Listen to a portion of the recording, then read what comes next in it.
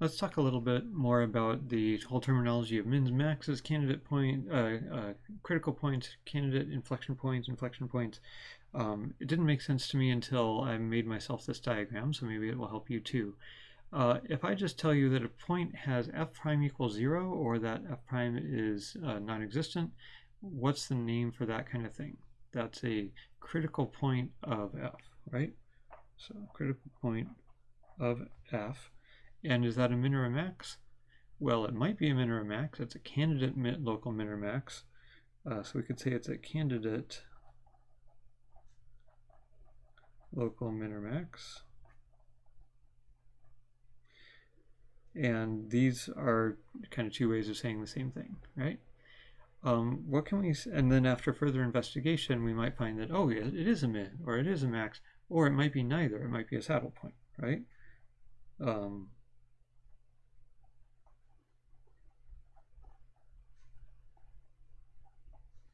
So what's the terminology here if f double prime is 0? We also haven't talked about f double prime being dne. Could you imagine having a function that switches from concave up to concave down or vice versa at a point where f double prime fails to exist rather than being 0? I'll let you think about that. So if it's f double prime is 0, we said that's a candidate inflection point.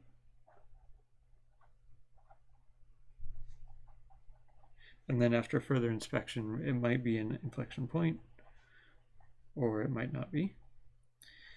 But it's kind of funny because critical point is in this row, inflection point is in this row. You have to inspect further to decide whether it's an inflection point or not. You don't have to inspect further to figure out whether something is a critical point or not. So that seems a little unfair, or maybe the terminology isn't harmonized. But there is something we can say here. If f prime is 0, that's a critical point of f. If f double prime is 0, that means the derivative of f prime is 0. So we could say this is a critical point of f prime. So it's another way to think about it. So hopefully that sort of clarifies the terminology we're stuck with.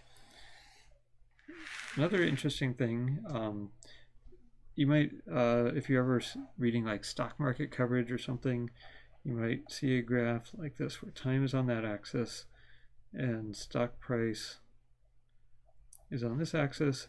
Maybe a stock is kind of bouncing along, and then all of a sudden it starts doing this. Like maybe they released a new product.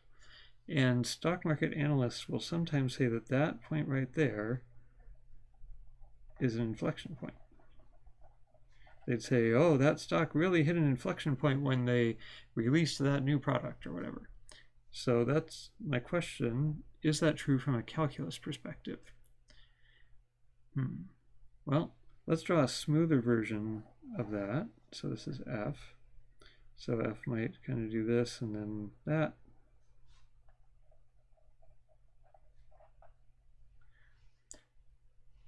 Is that where the function is changing from concave up to concave down or vice versa? No, the function is concave up in that whole region. I mean, assuming it's just kind of slowly increasing here.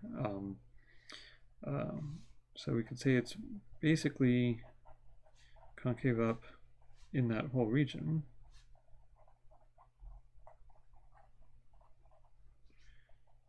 So that point is not an inflection point.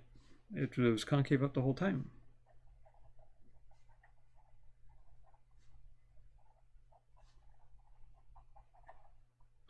In fact, we can go further. What if we try plotting the derivative? Here the derivative is roughly 0, maybe very slightly increasing, and then the derivative is much, much larger. So maybe the derivative went like that. And if that's the derivative, what can we say for f prime? F double prime, well, it was kind of constant for a while. If this has constant increasing slope, this would be roughly constant. And then if this has roughly constant increasing slope, then this would be another fairly positive constant. But in between, this slope is large, so it actually did that. So f double prime at this point is actually large as opposed to in calculus, we'd say something is a candidate inflection point if f double prime is 0 there. So that's almost the opposite of an inflection point. So f double prime at that time point